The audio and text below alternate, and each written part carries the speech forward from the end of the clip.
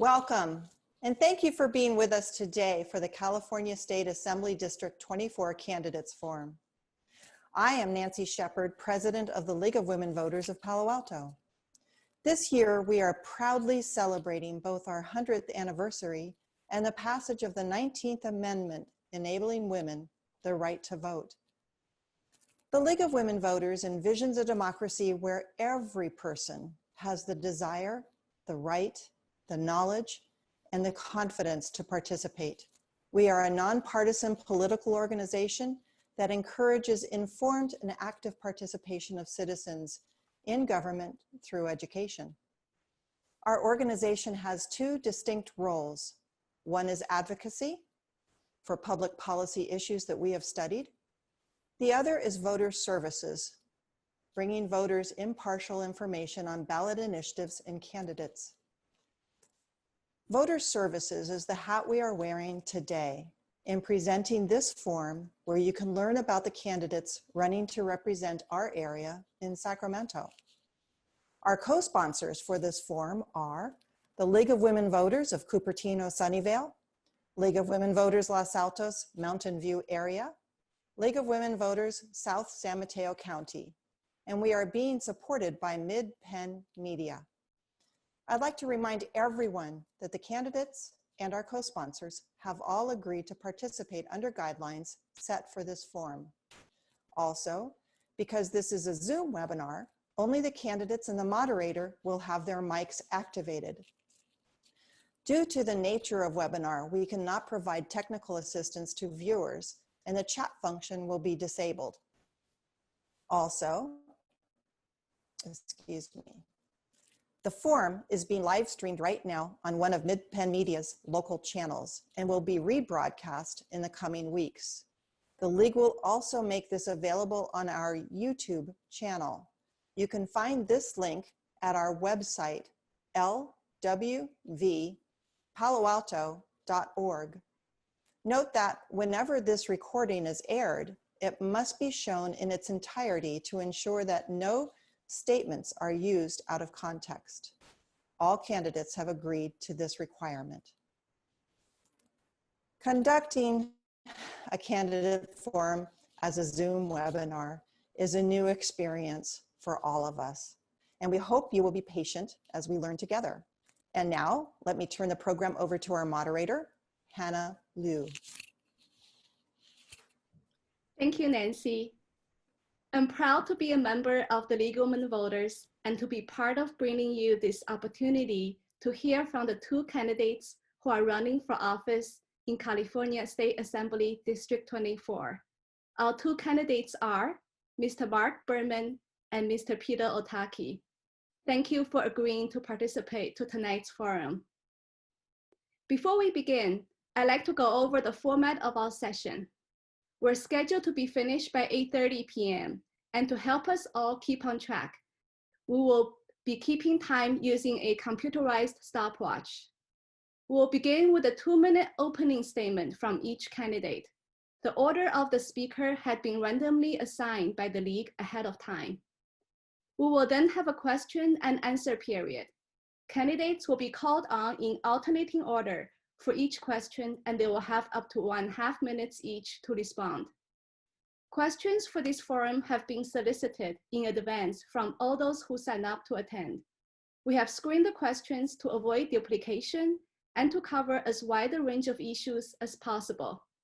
If time allows, we will also be taking questions from the audience during the forum. You're welcome to send your questions to the candidates via the Q&A box you see at the bottom of the screen. Please keep your questions succinct and directed to both candidates. These questions will also be screened. We will then have a closing statement from each candidate of up to 1.5 minutes. Candidates will speak in the reverse order of the opening statements. Now, let us begin with Mr. Otake's 2-minute opening statement, followed by Mr. Berman's opening statement. Good evening, everyone. Thank you very much to the League of Women Voters for hosting tonight's event, particularly with Zoom in a COVID environment. My statements tonight are not directed against Mark Berman.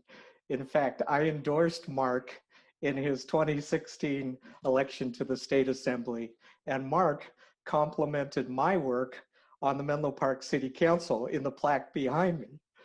In 2016, we agreed on many issues when he was a Palo Alto councilman, and I'm concerned that Sacramento leadership is pulling him away from us. I believe democracy works best when there's a balance of opposing viewpoints. We need California to be the golden state again, with opportunity and freedom for all. I'm uniquely qualified to manage our way out of this COVID mess. I recovered from it and recently donated antibody plasma. I'm an emergency manager in my job and helped keep 250,000 employees safe. We must do better to enable our small businesses to survive, or else job losses will be permanent. We need to get kids back to school, and we can do that safely. We must solve the Employment Development Department 1 million backlog of unemployment claims. And we need to fix the state's budget. Thank you, Mr. Otake. Okay. Oh, I'm sorry. Actually, I read the timer wrong. You still have 20 seconds. I'm sorry. Please go Okay, ahead. thank you. We need to fix the state's budget that went from a 20 billion surplus to a 45 billion deficit. I balanced our city's budget every year on the city council. We must preserve local control for our cities from SB 50 and bills like it that override our local zoning. And we must fix this new RHNA, Regional Housing Needs Allocation, requiring 40,000 units in the 5 cities alone with a post-COVID reality check. We've got a lot to do. Let's get started. Thank you very much. Mr. Berman? Thank you. Thank you to my friend, Mr. Otake. I'd really like to start off by expressing my sincere thanks and gratitude to the firefighters and the first responders who are fighting the fires across the state right now and over the last month, risking their lives to protect our lives and our greatest possessions. I also like to thank and acknowledge our healthcare heroes and our essential workers that have been risking their lives to keep our communities functioning during the COVID-19 pandemic. This experience has shown us who really is essential. Our grocery store clerks and hospital orderlies and others, and it's time that we as a society reevaluate how we compensate and respect these essential workers. I also want to thank the League of Women Voters for putting on this important forum. As chair of the Elections and Redistricting Committee in the Assembly, I think civic participation and education is critical to the strength of our democracy. It's been an honor to represent the 500,000 constituents of the 24th Assembly District in the California State Assembly over the last 4 years. I can unequivocally say that I love my job. And while I have passed legislation into law in many different areas, passing over 45 bills into law in my first 4 years in the Assembly, I just want to touch on a few topics that I've really focused on during my first few years. The first is youth mental health and suicide prevention, which has been a top priority of mine in the Assembly. And I've authored a bill on this issue every year I've been in the Assembly. And I know that this is an issue, it's very personal to me. I know it's very personal to a lot of people in the 24th Assembly District. Also strengthening the rights and protections of sexual assault survivors. In my first year in the Assembly, I joint authored the California Sexual Assault Survivors Bill of Rights. And the following year, I authored a bill to extend the statute of limitations for sexual assault survivors to file a lawsuit in civil court from 3 years to 10 years. I've also chaired the Elections Committee. I've been focused on protecting our democracy, increasing access to the ballot, and reducing misinformation and disinformation. I'm sure we'll get into a lot more of these issues in tonight's forum. Thanks so much. Thank you. Now it's time for the candidates to answer your questions. Mr. Otake, you will answer first, followed by Mr. Berman. For the second question, Mr. Berman will go first and will continue to alternate who goes first and who goes second until the end of the Q&A session. Candidates have up to 1.5 minutes to answer each question, but shorter answers will help us get to more questions. The first question is, to ensure people of all income levels can live here, what will you do to alleviate the severe shortage of affordable housing? Please be specific. Yes, housing is a key issue in our area. we have to do a better job of how we create housing in the area. The most recent regional housing needs allocation just came out for 2023 to 2030, and it's going to require the Bay Area to produce 441,000 units, which is double the last round. Mountain View has to create 11,000 units, Palo Alto 10,000 units, Sunnyvale 13,000, Menlo Park 3,000, Los Altos 2,370. The problem is that the way these numbers were constructed is that they don't take into account the likelihood of the world post-COVID, where large employers like the tech companies will keep most working from home, and employees don't want to live near work. So RHNA assumes that jobs, housing, balance, and assumes most employees want to live near work. People are moving out of the Bay Area, not moving in. We do need a new model for affordable housing. It's too much using below market rate. It's too expensive per unit. We are building housing, but bills like SB 50, which override local control, it creates problems with our classrooms and creating more students that that we can't build classrooms to accommodate. So we have to do it logically. Thank you.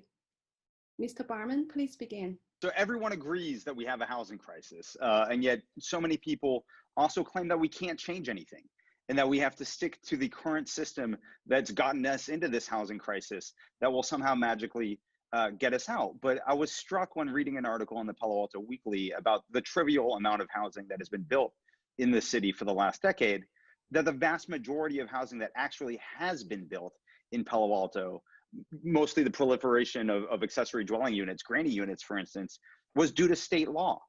And so, to be honest, I've been very proud to be a member of the Informal Housing Caucus in the Assembly. I've been proud to work to get these housing production bills passed. I've also been proud to support Project Home Key. California so far has spent $600 million giving that money to cities, including Mountain View, which got over $12 million in my district, to buy hotels and motels and turn those into long-term affordable housing at much cheaper rates than if we were to build the affordable housing from scratch. So we all know that we have this housing crisis that's desperately reducing the socioeconomic diversity in our communities throughout the 24th Assembly District. We know that the housing crisis has led to the inequities of the impacts of COVID and the fact that COVID has impacted our Latino and African American communities, our lower socioeconomic communities so much more because they live in denser housing because they can't afford to get apartments or condos of their own. We need to build more housing. I've been proud to support those efforts in the Assembly. Thank you, Mr. Berman. Our next question goes to Mr. Berman first. 3 concerns around the wildfire crisis are people's health, the environment, and our economy. What policies will you support to address these concerns? This is such a critically important issue for the state and for the 24th Assembly District. Much of the 24th Assembly District is actually at risk of forest fires. And last year, my office held a forest fire town hall in Portola Valley. It was one of the best attended events that we've ever held. First, it's important to note that the federal government owns 58% of California's 33 million acres of forest land, while the state owns 3%. California is currently in the early part of our fire season, and yet it's already the most devastating fire season in our state's history. This is a confluence of multiple issues: a historical transition to unnaturally dense forests, a long period of fire suppression as the top strategy, and the real impacts of climate change that have led to longer, hotter, drier conditions. The state recently entered into a shared stewardship program with the federal government to reduce wildfire risk on 1 million acres of forest land a year. This is part of a 20-year plan to get us caught up from a backlog in responsible forest land management, and will include things like expanding use of prescribed burns and sustainable timber harvesting, while increasing carbon sequestration and improving biodiversity, healthy watersheds, and stable rural economies. I support these policies. I've supported significantly increased funding for our CAL FIRE and other firefighting services. This is all the gain that we get from reducing carbon emissions is eliminated by these huge forest fires. So it's such an important issue and one that we need to spend more time on, much more resources on. Thank you. Mr. Otaki? So I'd like to add to that also by, as Mr. Berman said at the start, thank first responders and all the brave firefighters that are addressing the multitude of fires that we have across the state today and for the last several months, and we still have a couple more months. We need to continue to fund the wildfire firefighting resources through the State Office of Emergency Services. We also have to devise new ways of suppressing fires at the starting point when they're early on. I'll give you an example that geolocating hotspots from satellites can help to identify lightning strikes.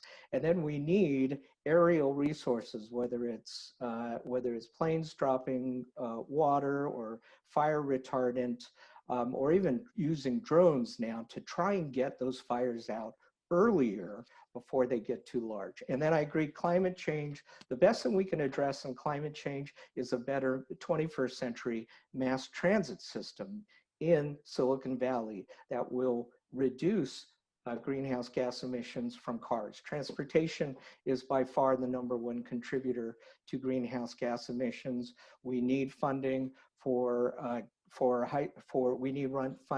Caltrain, Dumbarton Rail, and grade separations. Thank you. Thank you. Our next question goes to Mr. Otaki first. Small businesses have been devastated by COVID-19 restrictions. What will you do to support them? Yes, absolutely. So my biggest concern is that small businesses like retail, restaurants, and hospitality are failing at an alarming rate, and we don't want those job losses to become permanent. Unfortunately, we've had this inconsistent reopening, closing, outdoor, indoor, purple, red, and that's not helping creating the consistency that gives diners, giving us the confidence to be able to go into restaurants. So we have to be more consistent. The restaurants themselves, the retailers, have taken a lot of great steps to create the social distancing. And yes, everyone's got to wear masks. No question about it. We need to be able to do that. Programs such as funding programs such as PPP, that support small businesses and funding. Any sort of aspects to support small businesses to survive during this will allow them to retain the jobs as we come out of COVID next year. Thank you. Mr. Berman? Thank you. And let me just start off by saying I'm so grateful for the leadership of county health officers like Dr. Cody in Santa Clara County and Dr. Morrow in San Mateo County, and the leadership role they took in instituting the first shelter-at-home ordinances in the entire country. The action that they took saved countless lives. That being said, the death and devastation California has seen from COVID, almost 16,000 Californians dead, over 800,000 Californians infected, is truly tragic. As our community and state respond to the COVID-19 pandemic, I have fought hard to provide personal protective equipment to our healthcare heroes and those essential frontline workers. I've worked with my staff to help constituents break through the bureaucracy to receive the unemployment benefits they deserve, protect renters and homeowners from losing their homes, and secure emergency funding for our small businesses and our nonprofits.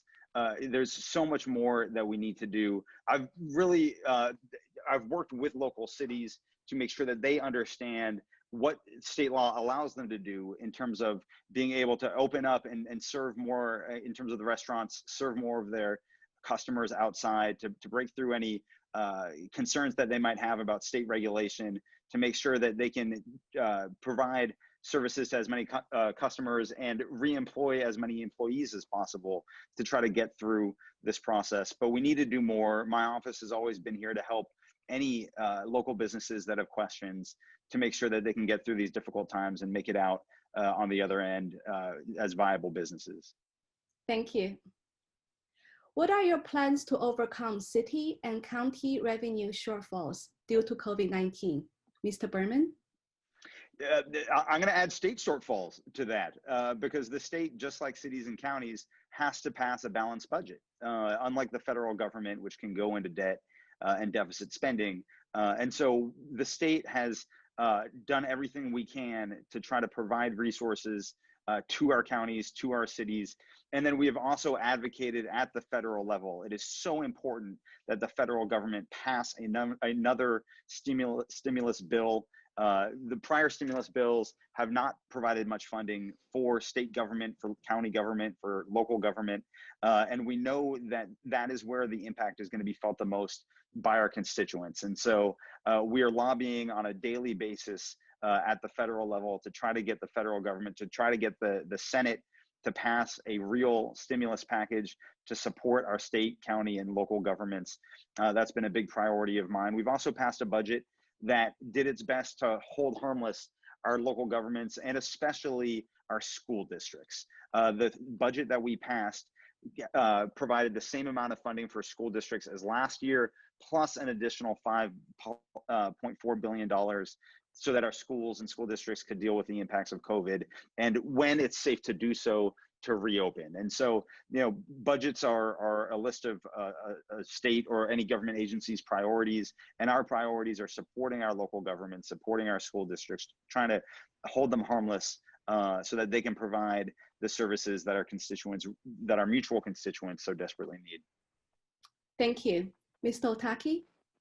Yes, so for both cities and counties, and this is from experience being a city council member, they're reliant on three revenue sources. One is property taxes, second is sales taxes from businesses, and third is hotel taxes, what's called TOT. And it's those latter two tax streams that have faltered during COVID for exactly the reasons we talked about in the last question about there's nobody traveling, the retailers are failing. And so the faster we can encourage those businesses to reopen, to get customers back in there, the faster those two revenue streams can come back on and balance our city budgets. Because property tax revenues have stayed relatively constant. And on the state level, you know, in addition to what Assemblymember Berman was saying, there is a $20 billion rainy day fund that was established by Governor Brown. We can utilize some of that as we get through this period. We also need to control our some of our discretionary spending and perhaps delay that to allow us so that as capital gains tax revenue for the state comes back on, we'll be able to resume some of those programs. The next question is a related question. What changes do we need to make to tax policy in order to fund the enormous needs we have throughout the state? Mr. Otaki? Okay, so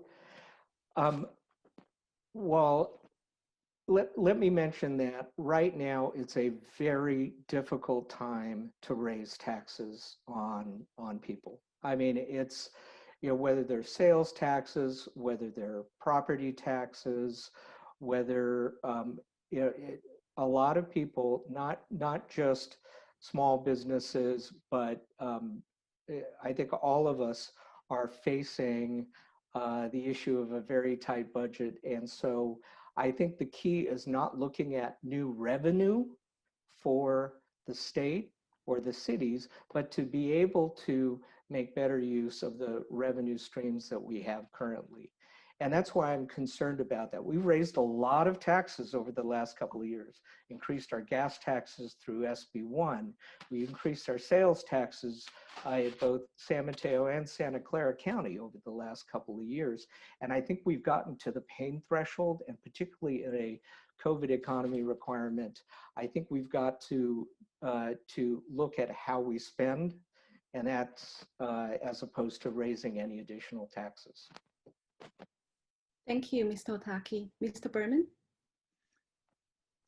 Thank you. Sorry, I was waiting for my timer to start. California desperately needs to have a comprehensive discussion about tax reform and take a look at our tax system and decide whether or not it's the most intelligent tax system for the state. I would argue it's not. It's highly volatile. The state pre-Prop 13 was more reliant on property tax, which is much more stable, much less reliant on income tax, which is much more volatile and the craters during an economic recession. That's flipped. And now the state is about 2/3 reliant on income taxes and 1/3 reliant on property taxes, which is why we see the massive budget deficits that we see in the state anytime there's an economic downturn. That's a longer term conversation. I know Controller Betty Yee has been compiling a lot of really good information on if we change different components of our tax code, what impact will that have? What revenue will that generate? And you know, what are the possibly unintended consequences of all the different decisions that we should look at and that we should evaluate? In the short term, I think that we do need to split how we treat property, commercial property versus how we treat residential property when it comes to property taxes. And so I do support the split roll tax proposition that's on the ballot. I apologize, I can't remember the proposition number. There are too many of them. But I think 15. 15, thank you. So I do support Proposition 15 because that could generate more than $10 billion. And that's money that we can use for schools. That's money that we can use to support hospitals and small businesses and the programs that our constituents rely on. Our next question goes to Mr. Berman first. To what extent can California do something on its own to ensure people have access to quality, affordable health care? So such an important issue, and one that I am desperately afraid of the Affordable Care Act possibly being overturned by the Supreme Court, depending on what happens with the nomination to fill the seat of the icon, Ruth Bader Ginsburg. But I think there's a real fear and a real possibility that the Affordable Care Act will be overturned. California, fortunately, has been one of the strongest states in terms of getting people onto Medi-Cal and expanding Medi-Cal and making sure that everybody, as many people who are qualified and can participate, do and are signed up, and creating a public option and really advertising that to Californians as something that they should be proud to sign up for, that it's really important for them and their families and their communities to get that health insurance, even if they have to pay you know, a monthly premium to do so, as opposed to some other states where we see these states, you know, turning down funding from the federal government. We have done everything that we can to draw down as many resources from the federal government as possible. And so currently, California, there are still a few million Californians that do not have any health insurance, and that's a tragedy. And we need to do everything that we can to expand access to make sure that those Californians get the health insurance that they need. But so far, at least, we've done a really good job. We're one of the best in the country in making sure that as many people who live in California are covered and have the health insurance that they need. Mr. Otake? Sure. I agree with Assemblymember Berman that the Medi-Cal program has been expanded, made more accessible, and I think it's done a very good job covering Californians who haven't been able to afford health insurance. What I'm concerned about is that every year in the state legislature, somebody proposes a bill to create a single payer medical insurance program for the state. And the costs of that program are astronomical. It blows our state budget. It's not something that we can do, particularly at this time with COVID, as well as, quite frankly, anytime. It's very difficult. So that would be my biggest concern, is moving too far in that direction, and that comes up every year as a bill in the Assembly. Thank you. What can the legislature do to ensure a reliable supply of electricity, especially as we shift toward all electric houses and cars? Mr. Otaki? Sure. So one of the things that I supported while I was on the City Council was Peninsula Clean Energy and Silicon Valley Clean Energy.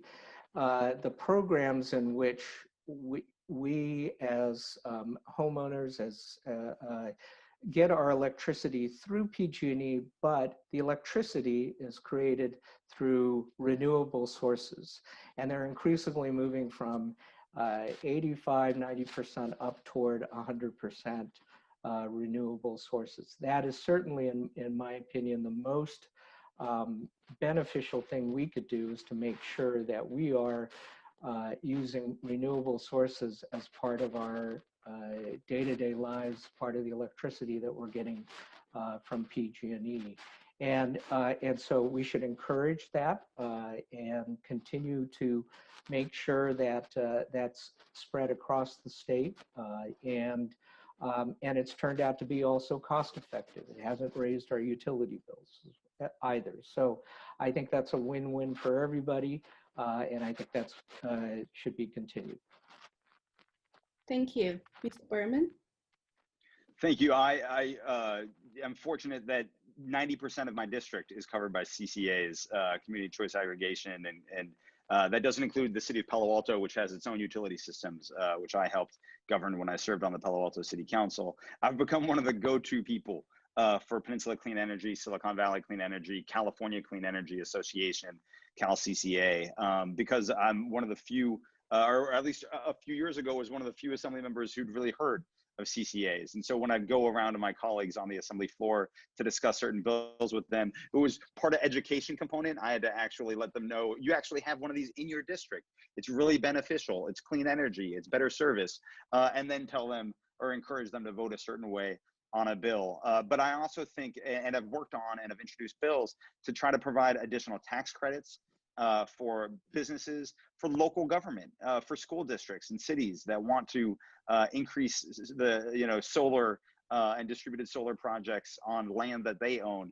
And it's been difficult. There are certain elements in the legislature and obviously outside, the investor-owned utilities that don't want to see the PG&Es and SoCal Edisons of the world, that don't want to see these bills passed, that don't want to see the proliferation of CCAs, that don't want to see the proliferation of clean energy. And so I've introduced bills to try to make it easier for small businesses and local governments to be able to have these projects, to be more resilient. And that's something that I'm going to continue working on if I'm fortunate enough to get reelected. Thank you. What are your plans for reducing traffic congestion and improving mass transportation infrastructure in our area? Mr. Berman? So my friend, Mr. Otaki, mentioned Dumbarton Rail earlier in one of his answers. And that's an issue that I've championed in the state legislature, being able to create some mass public transit opportunities east-west, west-east, across the Bay to Fremont, and a lot of the jobs and a lot of the people that live over there that commute. When I leave early in the morning to drive to Sacramento on Monday mornings, I have no problem going from west to east. And 7:30 in the morning, it's already bumper to bumper. People who live in the East Bay or further in Tracy and other communities in Stockton and are driving into the Bay Area to the jobs that we have here. So I was able to secure $130 million for the Dumbarton Rail corridor as part of the RM3 negotiations that we all had with other Bay Area members.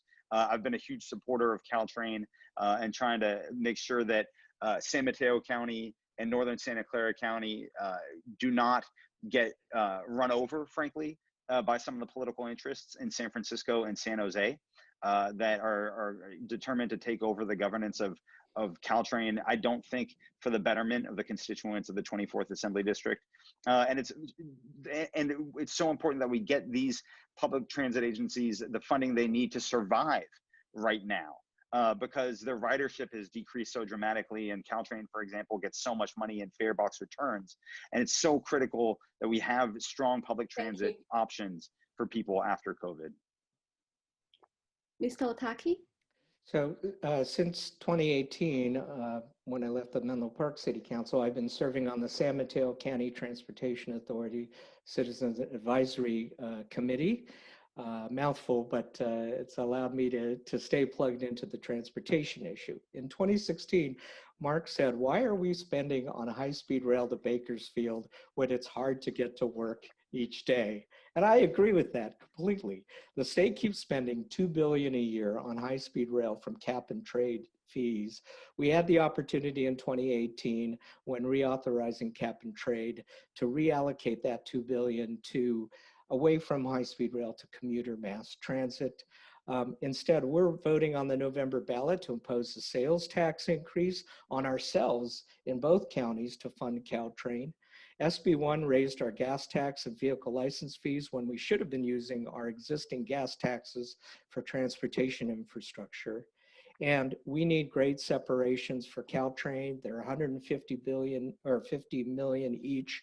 Dumbarton Rail is 1.3 billion, but it'll get 40,000 cars off the road. So that's why that 2 billion from high-speed rail per year could be utilized to help give us a 21st century mass transit system that helps people and gets cars off the road, helps our environment, improves traffic congestion completely. Thank you. What police reform bills would you like to see introduced or reintroduced, and might you co-sponsor in the upcoming session? Mr. Otaki, please. So when serving on the city council, there were a couple things that we did.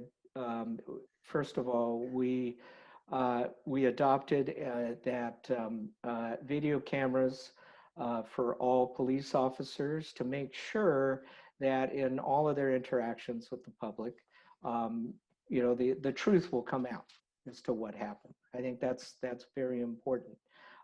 Secondly, we provided non-lethal tasers as part of our officers. And third, we also had them go through mindfulness training. So I think that's a key aspect as part of it. We went to community policing to make sure that our officers were more engaged in the communities in which they were serving, got to know residents better, and got a lot more collaboration and help. And I think because of that, we've had a much better relationship between our residents and our police force in the city of Menlo Park. And I think all of those should continue to be utilized. We have a problem right now that with theft and burglaries that have shot up and down the peninsula over the last couple of years,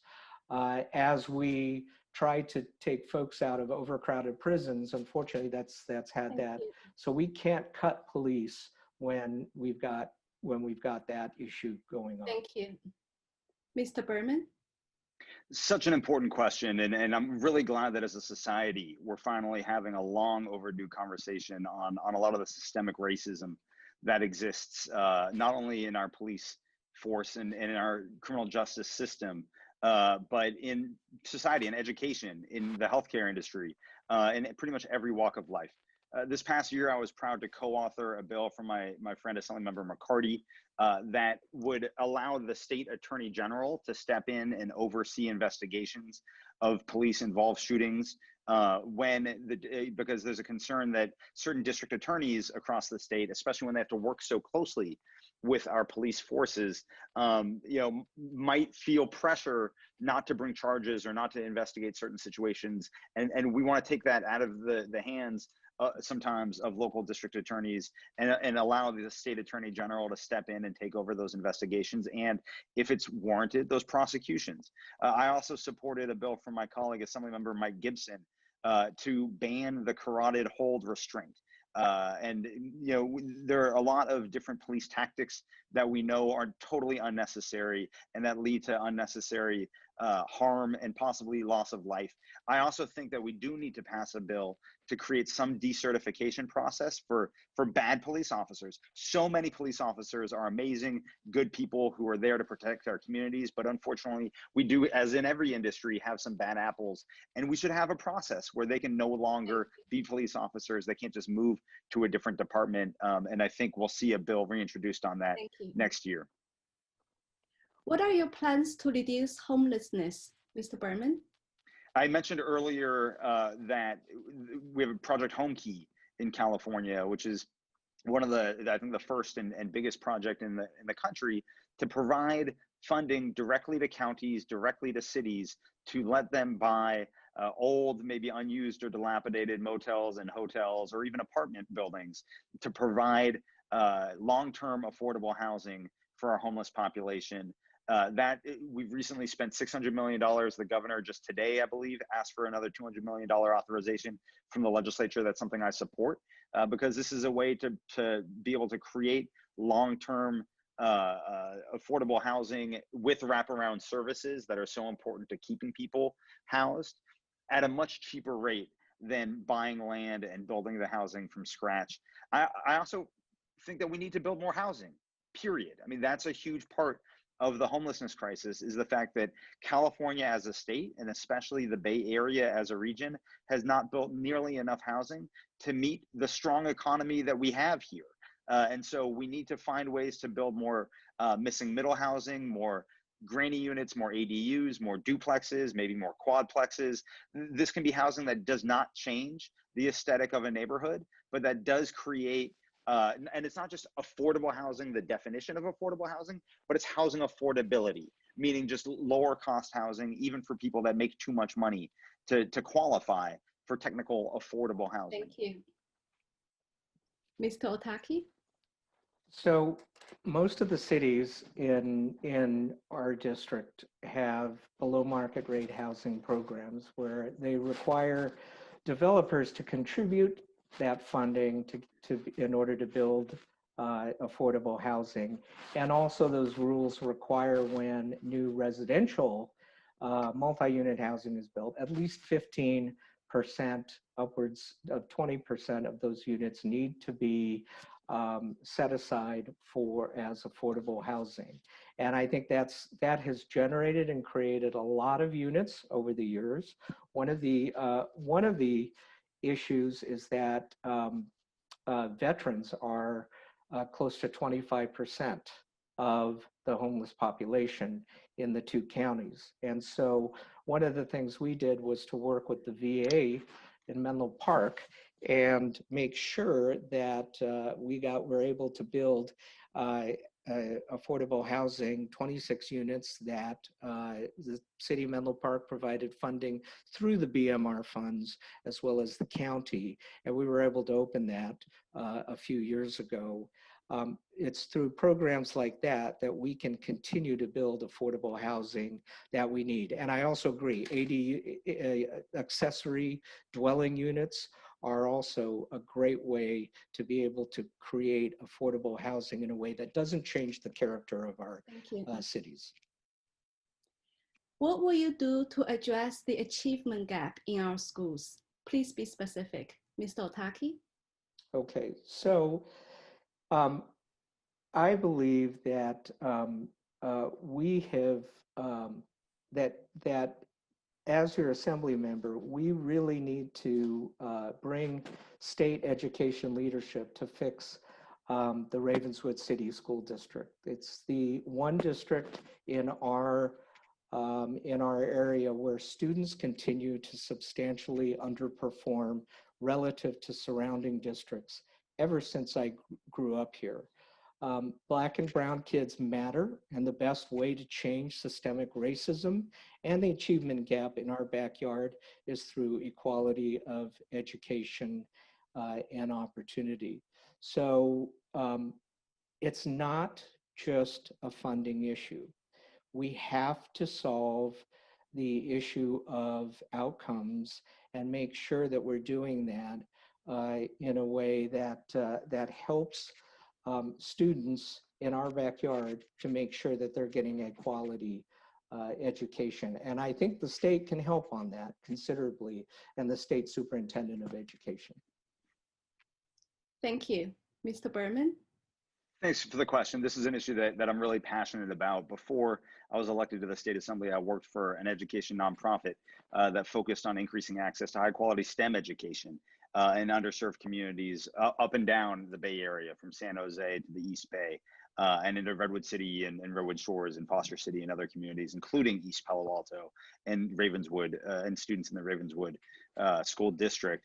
The way that the state has identified to close the achievement gap, a big part of it is the local control funding formula, which moves us from an equality of funding, where every student gets the same amount of funding, to equity of funding, meaning that we identify that certain groups of students need more funding to get to the same goal, to get to the same end. And those students are predominantly students who are on free and reduced lunch, foster children, and students who speak English as a second language. But what we found was that school districts so we changed the way and increased funding for education and said that certain districts like Ravenswood would get more funding. But what we found was that those districts weren't necessarily spending that funding targeted on those students, on those groups of students where the funding was meant, but they were actually kind of back end putting that money into their general spending and helping paper over other deficits or financial challenges that they had. So I was so proud to support a bill this past year that I think was signed into law. I'll have to check. The governor's still signing bills as we speak, to make sure that we really hold districts accountable to spending that local control funding formula funding on the targeted groups of students that the funding is meant to go to, so that we close that achievement gap. Thank you. We're seeing the many harmful effects of social media, such as data privacy issues and the spread of misinformation, to just name a few. What should California do to regulate our digital world in a principled way? Mr. Berman? Such an important issue. I ran out of time in my intro and didn't get to the work that I've been doing on misinformation and disinformation, especially as it pertains to elections. As chair of the elections committee, I authored a bill that made it a misdemeanor to intentionally mislead people about the time, place, and manner of voting. I also authored one of the first bills in the nation, I think possibly the first, maybe the second bill in the nation, the better bill, to regulate deep fake technology, fake videos that people can make that make it look like an elected official or a candidate like Mr. Otake say or do something that they never did. It's a huge problem that's only going to get worse. And unfortunately, we're seeing the proliferation of this misinformation and disinformation in social media. California has also been a leader, and I've been proud to support the California Consumer Privacy Act, which was modeled on the Privacy Act in Great Britain, the name of which I'm forgetting right now, to make sure that we give Californians rights over the information that people and businesses have about them, and that we make sure that you, as an individual, have the right to know what information a business has about you, and has the right to tell them to delete that information or not use it in specific ways. And so it's critically important that as we learn more about the ways that different businesses are using and abusing the information that they have, that we make sure that we put the rights back in the hands of the citizens over their information that's about them. Mr. Otake? So I certainly concur that the California Consumer Privacy Act is one of the strongest in the country, and helps to ensure the information and privacy of all of us who use social media. So I certainly concur with that. I think social media companies are taking some significant steps to make sure that posts are reasonable, are posted with responsibility, and are addressing some of the potential more deceptive practices. I think we have to be careful that we balance that and the balance of free speech. And social media is a tool of free speech, just like many other types of media. So it's hard to define where that line is right now. That is still evolving. I do support the fact that many of the companies like Facebook and Twitter are doing that now. And let's see how that evolves. I think we'll find that right balance and make sure that we eliminate those deceptive practices. I also work with the cybersecurity group at DHS on a national basis to make sure that we're not having problems with elections coming up in terms of any sort of hacking or issues that might take place, and that guidance is provided to the states across the country. Thank you. So that we can adjourn on time, this will be our last question. What will you do to address California's unfunded pension liability? Mr. Otake? Yeah, so the state's unfunded pension liability on a stated basis is probably close to 300 some out billion, and Joe Nation over at Stanford has estimated that could be considerably higher. In terms of one of the issues is that it assumes that CalPERS will continue to get a 7% rate of return on the funds, and even then these unfunded pension liabilities are only 60% covered because even currently.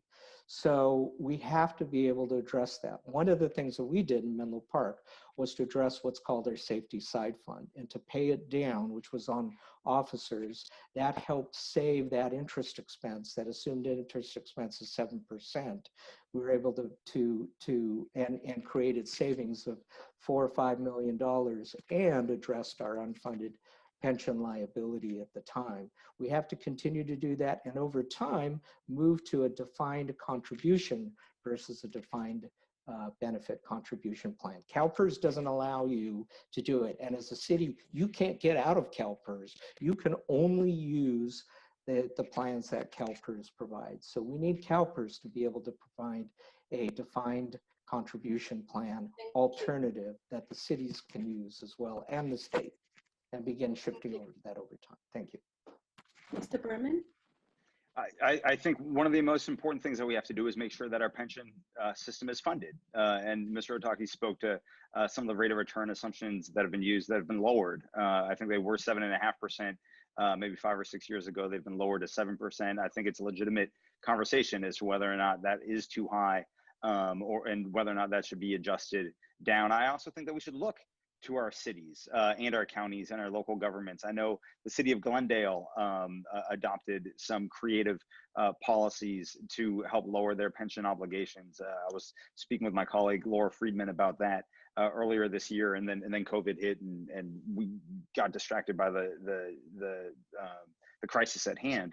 But I definitely think that we need to take a look at what different cities are doing and see how we can possibly scale that up to the state to lower the obligations, the pension obligations that we have as a state, and make sure that it's fully funded. Pensions, people who, the biggest fiscal hawks that I talk to, believe that a defined benefit plan is perfectly fine as long as you fund it. And that's the key, is being honest up front and making sure that you're setting aside the money necessary to fund those retirements, and also use more realistic numbers in terms of how long people are going to live and the different factors that impact it. Thank you, Mr. Berman. Thank you. We will now have closing statements. Consider that each candidate has 1.5 minutes, and we will hear from them in reverse order of the opening statements. Ms. Berman, please begin. Thank you so much, Hannah. And I want to thank my friend, Mr. Otake, for tonight's conversation. That was so much more civil than what I saw on the TV a couple of hours ago. And always enjoy, if I have to have an opponent, I'd like it to be somebody like Mr. Otake, who I respect. I thought we were going till 9 o'clock, and so I wasn't actually ready for the closing. But I just want to talk to people about voting. I chair the elections committee in the assembly. Mr. Otake mentioned cybersecurity earlier. I actually authored the bill in 2018 to create the California Office of Election Cybersecurity. It's the first state office of election cybersecurity in the country. This year, I authored the bill to make sure that we mail every active registered voter in California a ballot so that you have the opportunity to vote from the safety of your own home, because no Californian should have to risk their health and possibly their life to exercise their right to vote. I also want to encourage everyone to sign up for the Where's My Ballot system that's offered by the Secretary of State, which is another kind of effect of a bill that I offered in 2018 to create that system. And lastly, I apologize, I'm getting attacked by bugs in my house. You have the ability to, if you mail your ballot, I want to encourage you to do it early, but if you wait, the county elections official has up to 17 days after election day because of a bill I authored this year to make sure that that bill is, that ballot is counted. So please vote. I don't care who you vote for. You vote for my friend, Mr. Otaki, you vote for me. I just want to make sure you vote because it's so important that your voice is heard. And I forgot to mention the census. Fill out the census. I've been leading that effort in the Assembly for the past 3 years. So important that California get represented in the census count. I'm done. I apologize for going over. Thank you, everybody. No worries. Mr. Otaki? I grew up here and I'm raising my family here. I know this district well. I attended local public schools and earned a Stanford MBA. From serving as Menlo Park's mayor, I understand the role of state government. Stand with me to help our small businesses survive COVID closures, or else job losses will be permanent. Stand with me to get kids back into school safely. Stand with me to preserve local control over the character of our communities and against unfunded state mandates that result in more housing when we're out of space and overcrowded classrooms.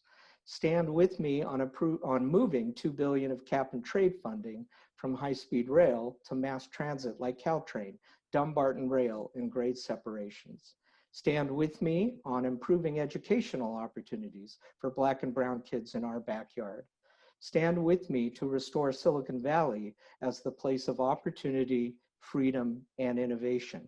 And if you like Mark, the best thing you could do is to vote for me and give him the independence he needs to stand up to Sacramento. If I get more than 20% of the vote, that will help Mark stand up and stand up for us. So send a message to Sacramento leadership that you want balanced solutions and vote for Peter Otaki, a voice of reason. Thank you very much to the League of Women Voters. Thank you to all of you who joined us this evening. Thank you. On behalf of the League of Women Voters of Palo Alto and our co-sponsoring organizations, I want to thank the candidates for their dedication in choosing to run for office and for coming to this forum. Thank you, gentlemen. I also want to thank our audience for their engagement in our democratic process. Here is a slide with useful election resources. We encourage you to visit votersedge.org to find nonpartisan, expanded information about candidates and ballot measures, and links to other sources of information about the upcoming election. Online voter registration is available at the California Secretary of State website. The deadline to register to vote is October 19, although you may still register conditionally and vote at any vote center when they're open from October 31st through November 3rd. This year, all voters will receive vote-by-mail ballots, which will be mailed on October 5th.